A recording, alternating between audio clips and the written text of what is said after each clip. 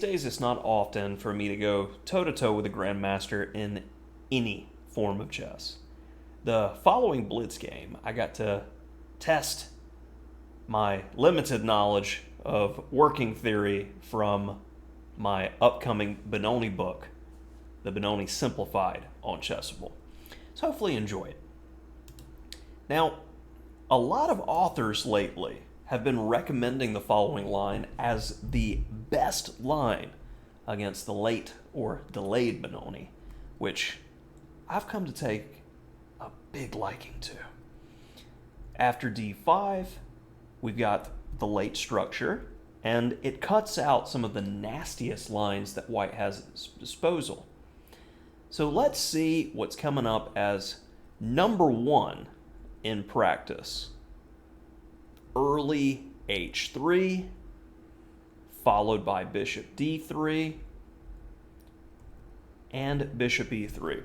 And I've given two recommendations in my text here. I believe it's the only alternative in the course, rook takes e3, a surprising and shocking move that's been seen in the games of Vakulagrab as well, can't talk sometimes, as well as Carlsen, the boss himself.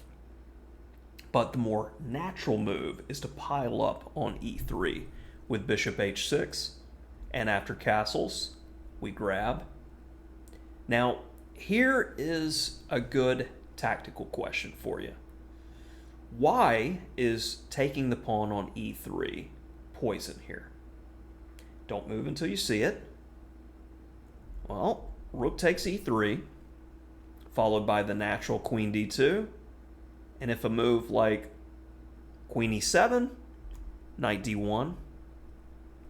And what happens in the event of just a natural retreat with the rook? After queen h6, it's already getting harder as knight g5, followed by rook takes f6. Tactics just flow from a superior position, and white's winning here. It's already +5. So don't get in too much of a hurry to try to grab this pawn. We want it to stay there.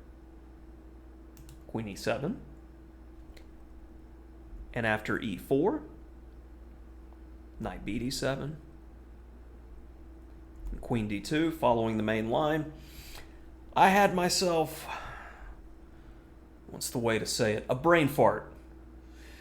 You know, even authors forget from time to time, and when I'm going through and playing training games, I'm in the process of learning the lines as well, because the repetition that is needed for mastery is needed. We got to do the work. And I played a inflexible and purposeless move in the main game with a6. Now, white has the open f-file,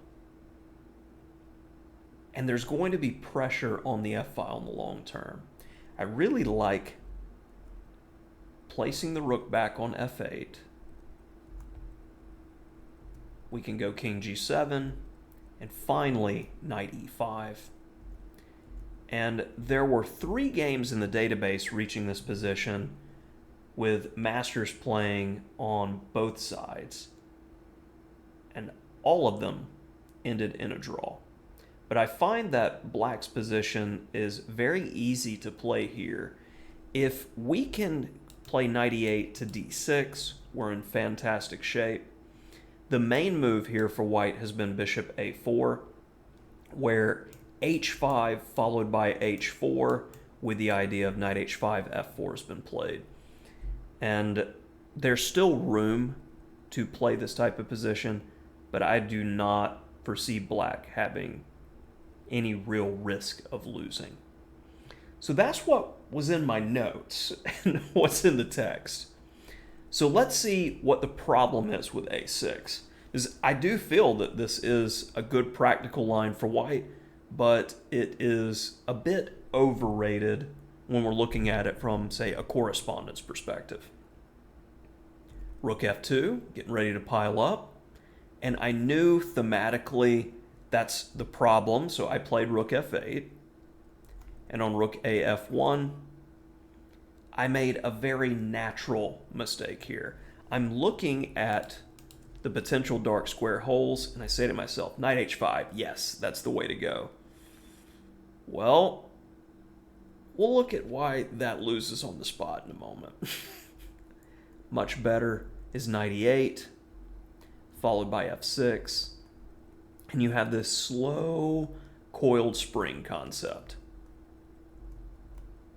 Got some flexibility. If you take, there's that theme again with the knight on d6. We follow with bishop d7, and we look at the right moment for those f5 and b5 breaks for counterplay. But where's white hammering us? Where's the breakthrough? Simply put, it's not there. So coming back here, I played knight h5. So this is a white to play and break black's back position. What did I miss? And what did the grandmaster that I was playing against miss as well? e5. Where after takes, takes, takes. Simply get the bishop out of the way. And to me, optically, looks like I've gotten a pawn, I'm doing okay. But there's all this beautiful harmony that white has with the entire camp, d6, and finally knight takes c5. The attack continues. Black's very uncoordinated. White's got the pawn back with interest. Yeah, this is going to be over soon.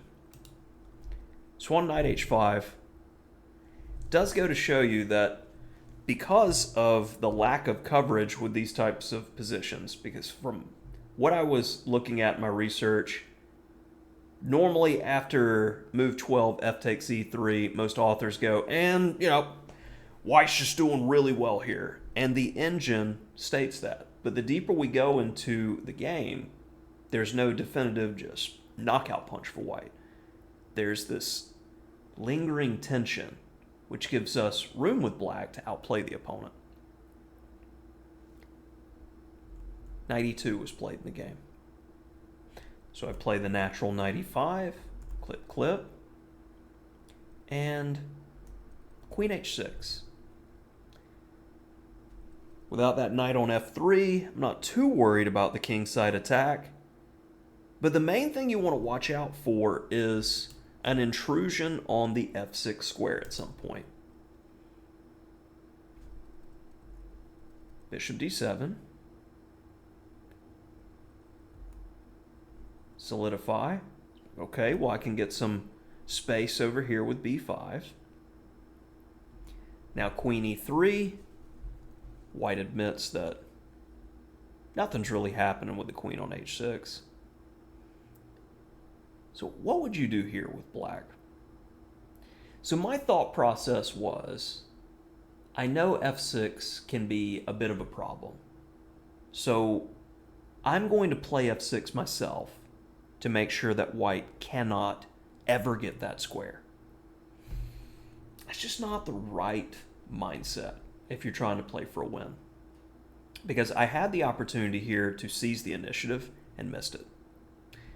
Hopefully you found the better and more combative move, f5, where after, say, queen g5, takes, takes, and rook f7 with the idea of doubling, black's definitely playing for the win here. But with my very passive f6, my knight's driven back.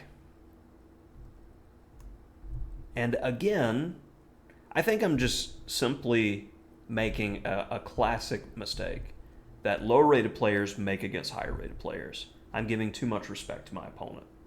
And I'm happy to go into an endgame that I know that I have little to no risk of losing. When in all actuality, if you're playing for a win, you need to keep tension. Keep pieces on the board and keep the fight going. Queen e7 would do that. And after queen g3, rook a b8 with a roughly balanced position. Still a lot of fight. I played rook a to e8. And after f takes e5, I'm already pre-moving. Let's trade all the rooks off. White's rooks have been better the entire game. I'm excited. But both my opponent and my trade down to make a solid position. Mindset, missed something big here. I said make sure not to let them intrude on f6. Beautiful in-between move here. Rook f6 puts white at +4.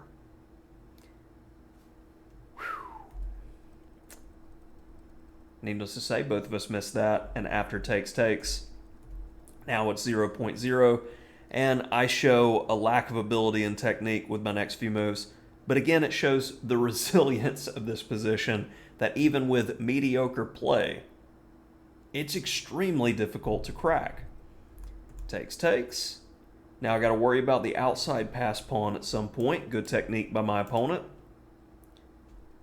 G5, even better technique by my opponent, because you're securing pawns on the same color as your bishop for the long term. And also, you're giving me a square, but it's a square that I can't even use. So I try to go the other way. And then I quickly realize that I don't have a path.